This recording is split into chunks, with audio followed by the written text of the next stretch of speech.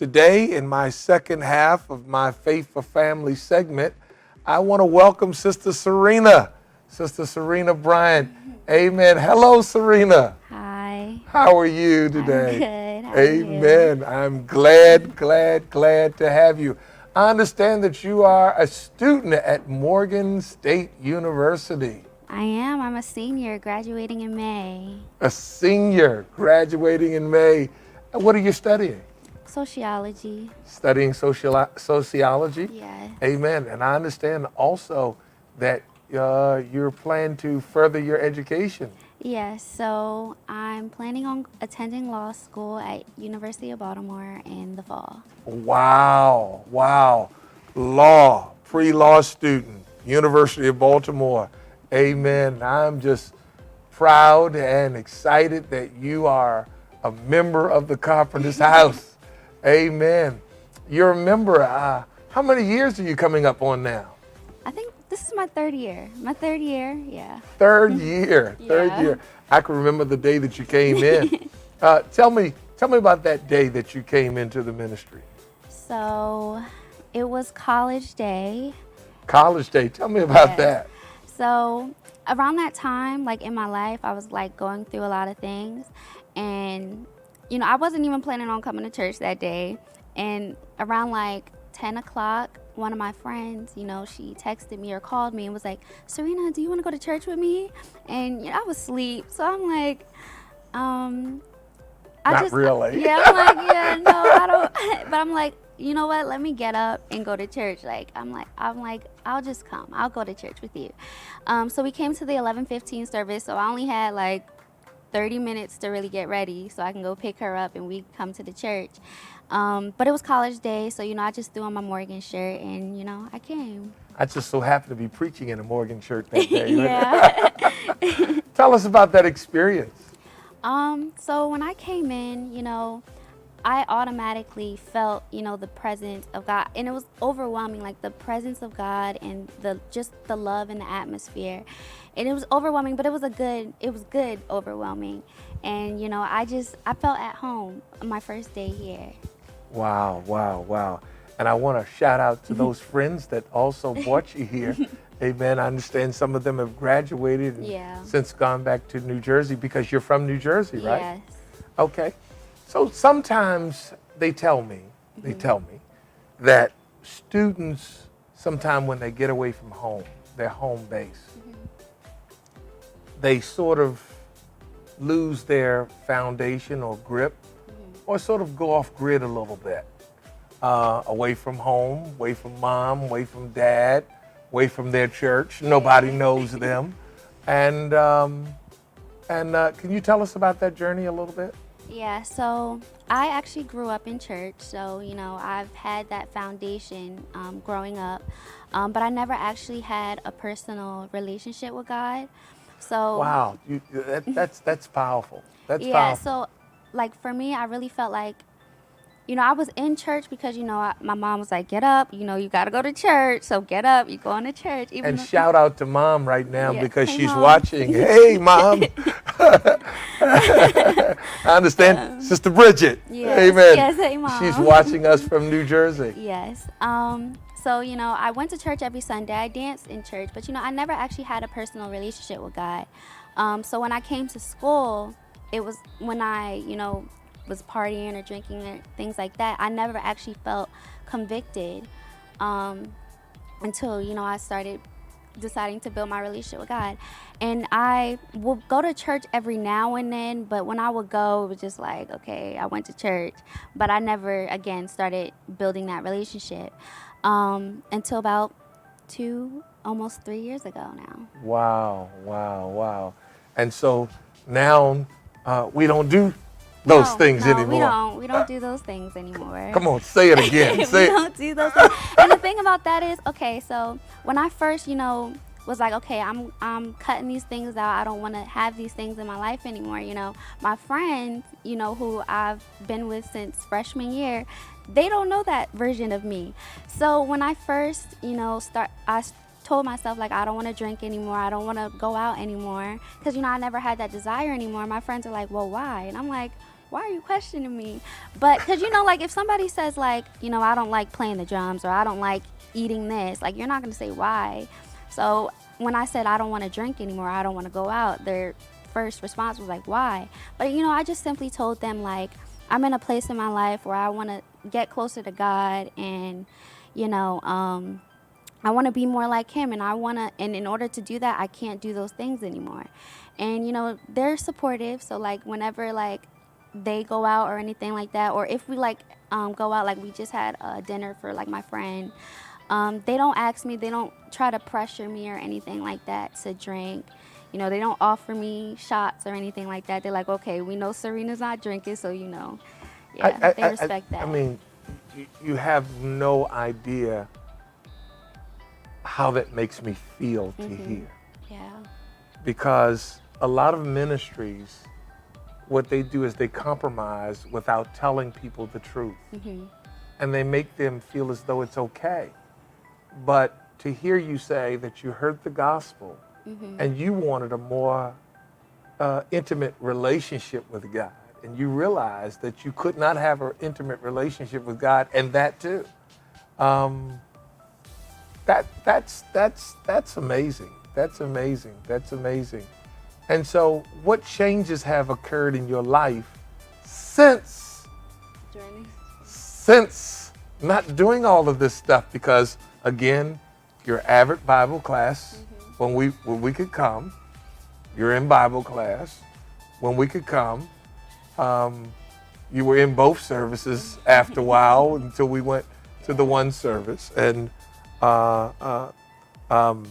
you're in the dance ministry, and you're here all the time through rehearsal. And I think that they just recently put you over a certain group, right? Was it a certain age group?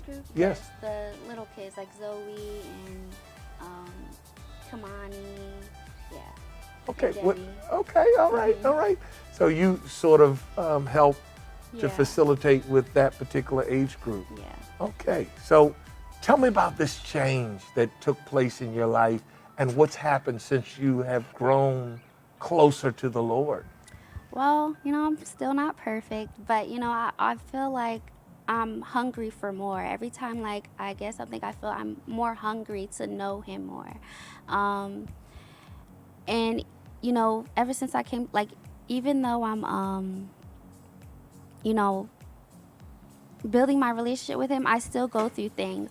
And earlier last year, I actually went through, like, a change in roommates and things like that. And that was really hard on me. But in that moment, I saw that God was there the whole time. And I didn't have to stress about anything. I didn't have to stress about rent or anything. I didn't have to, stress about any other bills. Because he already had set the way. He knew that was going to happen in that moment, and he had already found me another roommate before I knew I needed one. So just from that one particular, he's done so many things, I can't even name them all, but just from that one particular thing, like, that's when I really was like, okay, I'm going to be intentional, and I'm going to really seek you. Because, before I did, I came to the church and everything, but I can be honest and say, like, I wasn't always intentionally seeking him. Like, yes, I was here physically, and sometimes I may have, like, was doing my own thing, but in that moment I knew, like, I want to put my whole heart into this and really seek you. You don't have to feel bad about saying that, because we've all been there. Yeah. We've all been there, but the encouraging thing is that you kept coming. Yeah. And then another thing I can say is that when I first came to college, I didn't really have, like, a vision. I didn't really know my purpose or anything in the kingdom. Not in the kingdom, but just in general. I was kind of confused, first coming into college, because when I first came to college, I wanted to dance, but your parents sometimes are like, no, do something that you can fall back on. So that's how I became a sociology major, and through sociology, we talk about, like, social issues and social problems and things like that, and that's how I decided, like, okay, maybe I want to go to law school so that I can help people in the judicial area, because a lot of people are wrongly convicted and things like that.